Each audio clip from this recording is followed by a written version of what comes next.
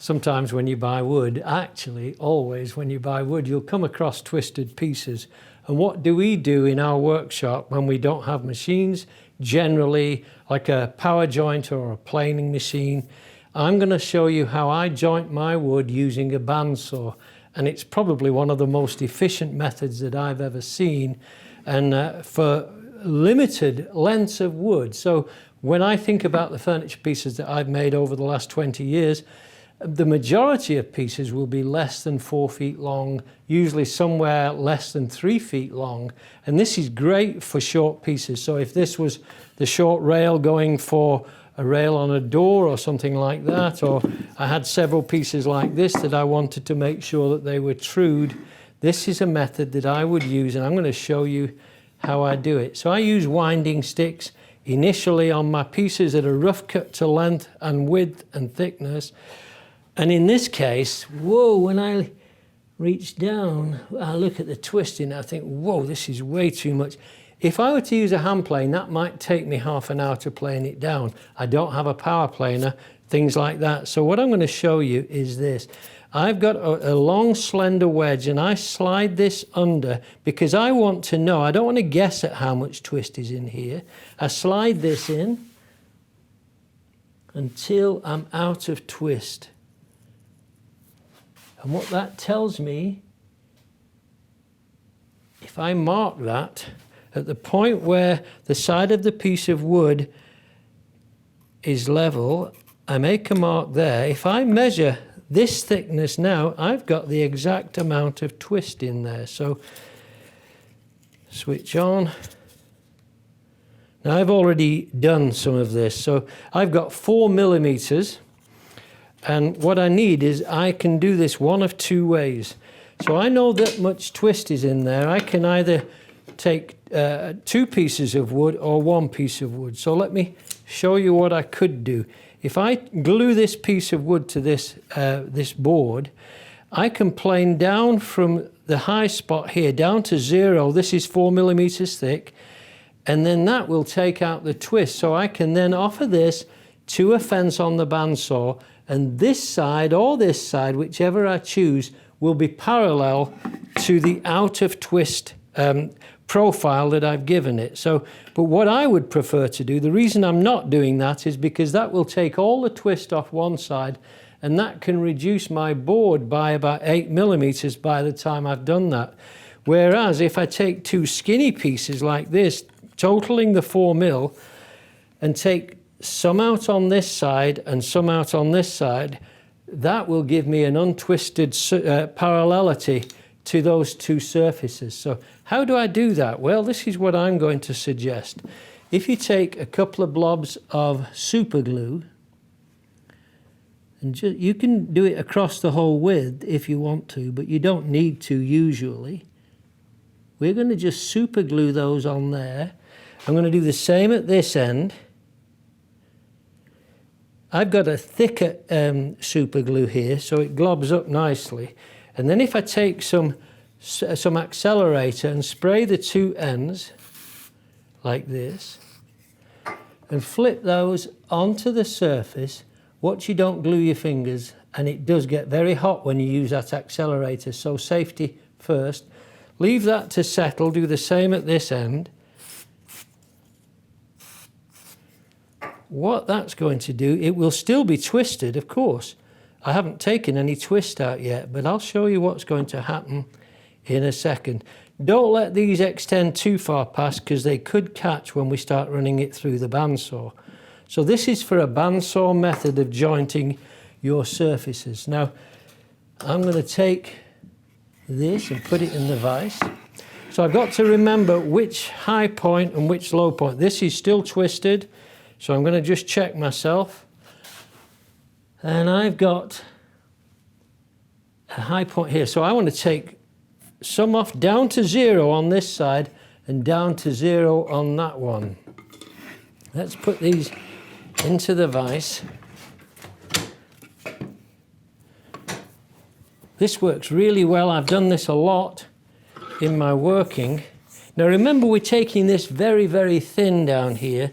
So we want to go carefully. Now I've used pine. You could use just about any wood, but pine will give me the least wall of resistance. So I start right on the nose and keep planing until I'm near that surface. And then I extend my stroke, so I'm actually smooth here now, and I'm almost down to level there. And there I can see through it there, so I know I'm down sufficient. So I've got that taper from the high point down to the low. Turn this around, drop it in the vise again. And all I'm shooting for is to get the twist out of these two sticks. So I'm taking that down gently. I'm looking for the thinness to look through the piece of wood. And then I'm extending my stroke until I'm straight all the way across. Now what I'm going to do is put my winding sticks on. I'm just going to sight this just to see if I'm doing well. I don't have any winding there. Let me turn this so that you can see. If you can't, you'll just have to believe me, but there and there. Let me take a look from my end. And I didn't have any twist between those 2 points. That's perfect for my eyesight. So what do I do now? I can take this. Now I've got a fence on my bandsaw. It's a substitute fence. It's butted up against the original fence that I use on my machine. So if I place this now against this fence, I've got no twist. The twist is still in the wood, but not between the two extreme points. So I'm going to pass this into the bandsaw. You watch this now, you'll see how this works.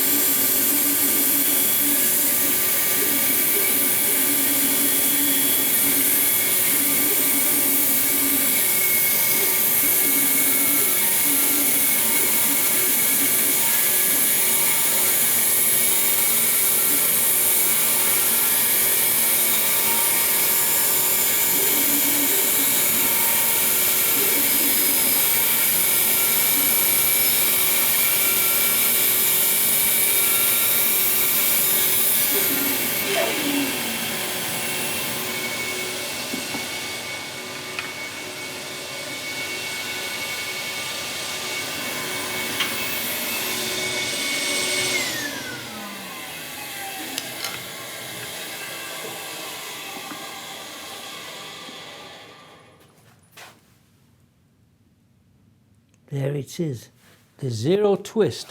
So what I can do now, I can either pass this through the bandsaw to the thickness I want, or I can simply turn this around and take this down. Now what I'm going to do is just take a couple of swipes with the plane just to true up this surface just a little bit. I'm not going to try and get everything out because you can hopefully see how this is working.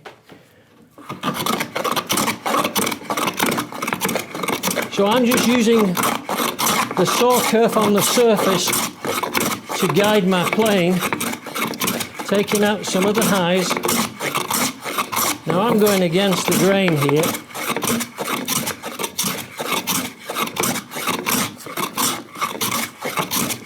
Okay, that's enough for me to get this second cut now. So let me go back on the bandsaw.